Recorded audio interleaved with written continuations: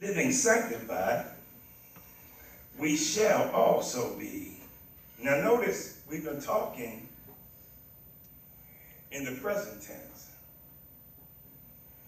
But now he's talking about this likeness being in a future tense. Because when sanctification comes in, there is an immediate act of sanctification. When he saved you, he sanctified you right there. But because you kept living, you had to enter the sanctification process. If you had died right then, you were sanctified. But you kept living. And since you kept living, you now have to go in the process of day-to-day sanctification. Getting up every day deciding I'm going to walk new. Getting up every day and saying, I'm going to be like Jesus. And getting up on that day when I mess up royally, but getting up the next day, wiping that slate and moving forward. I'm not living in sin. I can't live in sin. See, what you need to understand is, on occasion, sin might live in you. But you can't live in it. Sometimes sin will live in you, and that's good in that because it's in you, you have the final say. But when you live in sin, it now has the final say. So that's not to say we're going to be perfect. Even though we're walking right, sometimes we can find some sin in us. But we can't find ourselves in sin, living that life. A mistake is a lot different than practicing. See, I could go out here and I could fall and do something, but women move in, that's a little different. Anybody know what I'm talking about? Amen. I'm not trying to get in your business. That's between you and God. I truly have nothing to do with it. I'm just preaching the word. That's all I'm doing. For if we've been planted together in the likeness of his death, we shall be also in the likeness of his resurrection. Imagine. Given a position through his death and given the likeness of it in his life. That my position and my condition may be the same. I wonder how many are going to miss out because they're going to get there and find out they're not like him. When their works don't speak for them when they get there. When we're judged on our work and it doesn't match the position that he gave us. I wonder how many heartaches there'll be. See, there's going to be weeping and gnashing of teeth. Weeping and utter frustration as to, how did I let this happen to me? With all of this power he gave me in my life, how did I let sin win? How did I let a defeated foe whip me? That would be so very frustrating. Knowing that our old man is crucified with him, that the body of sin might be destroyed, that henceforth we should not serve sin. It's saying here that our old man was crucified with him, that the body or the whole composition of sin, the whole gamut of sin, that there's nothing in you that can live past his sacrifice. Isn't that something? That his sacrifice was good for any sin you could think of. I don't care how depraved it might be. That sin nature in it has been destroyed by his sacrifice. The problem is we confuse his sacrifice for our sin and our cross that is to stop our sinning. See, his dealt with the nature of sin so that we could have the power over that nature of sin so that we could live right. But because sanctification is a process of what we do, when we keep sinning, then our cross isn't being occupied. Because his cross was for my sin nature. My cross is for my sin name. See, he can wipe away my sin. He might keep on wiping it away. But what good is it if I keep on sinning? And his blood will still cover it, but if I'm still sinning, I'm not releasing it. It covers what I let go. How much stuff in your life could have been covered if you just let it go? We confuse the two. By the way, confuse them because his took care of my sin nature. He didn't remove my sin nature. He put a stronger one there. Isn't that wonderful? He says, if I'm going into a strong man's house, I got to bind a strong man. So because that sin nature was the greatest, I got to put something in there stronger than it. So he put his nature in there.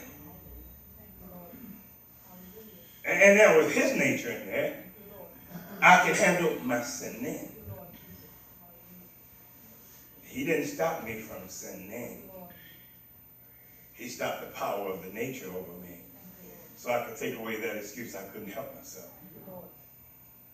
In the Old Testament times, they didn't have that power. So without that power, things kept going wrong, and the law kept being the strength of sin, and them being under the law threw sin up in their face all the time. But grace throws righteousness up at you. It doesn't tell you what your sin doing, it can tell you what your righteousness can do. You don't have to do that, Carmen. You've got power. You don't have to hold that grudge. You've got a heart. The Holy Ghost says, love of God is shed abroad in your heart by the Holy Ghost. You walk around holding grudges for what? I forgave you. He's saying here, my sinning is going to be stopped. And it doesn't matter what it was. The body of sin. The whole complete. You name yours, you name yours, you name yours, or all of us name ours. And none of us got a single thing that his sacrifice can't destroy. We like to make my thing so hard. It's so hard for me to stop wanting this. It's so hard. His sacrifice took care of it. If you truly identified in his death, in the likeness of his death, you ought to be likewise in the likeness of his resurrection.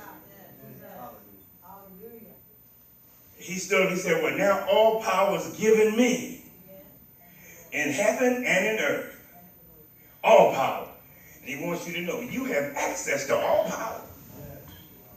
In your new life, you have access to all of it. You come boldly to the throne of grace to obtain mercy in the time of need. The word says so.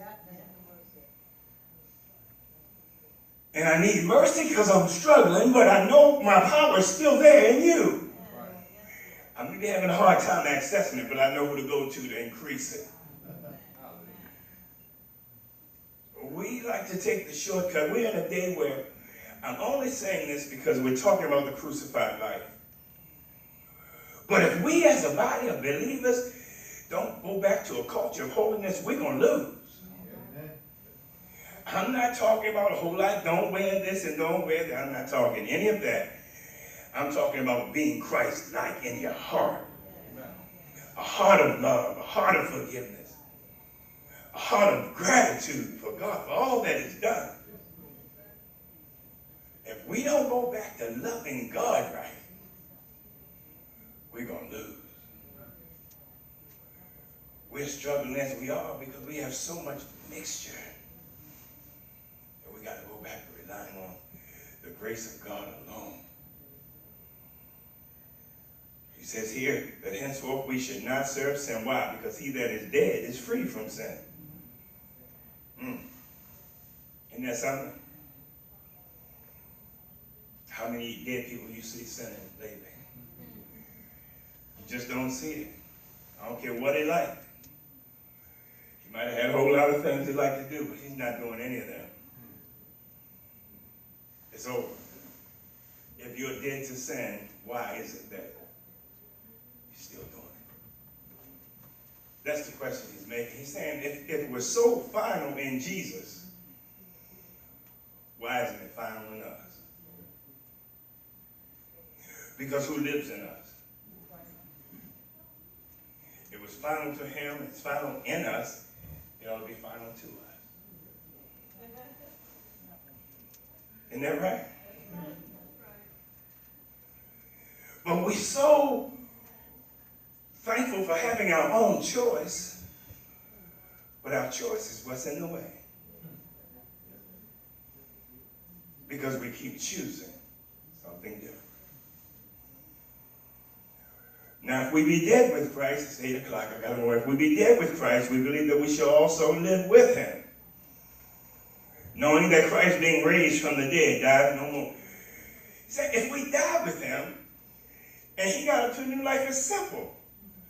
We were with him in death. So when we got planted with him, we got up with him. And if we're with him, everything that comes with him, we have. Can you imagine what we have that we're not using?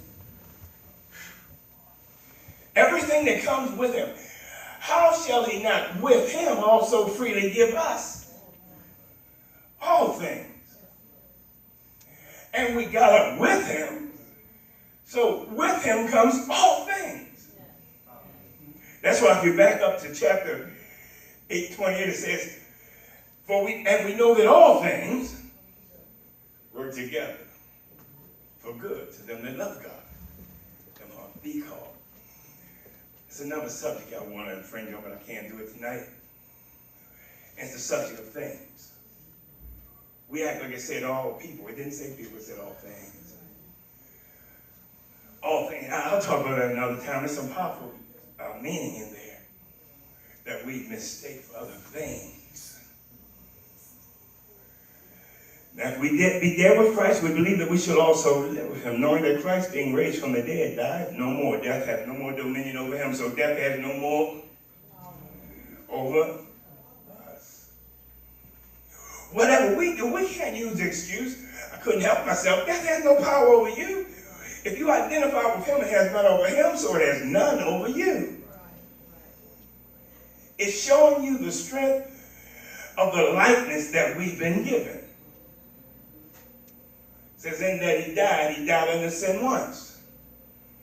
But now that he's alive, he liveth unto God, not to sin. Everything in his life is geared toward God. How's yours? How's yours? Could it be that we're incorporating so many things in our lives? We want to be like so many other people, that nobody's trying to be like Christ, that we're living to this and we're living to that, but not living to God. He says he is living his new life. It's all owed to God. Talked to a preacher friend of mine the other day, and I told him, the life that we live,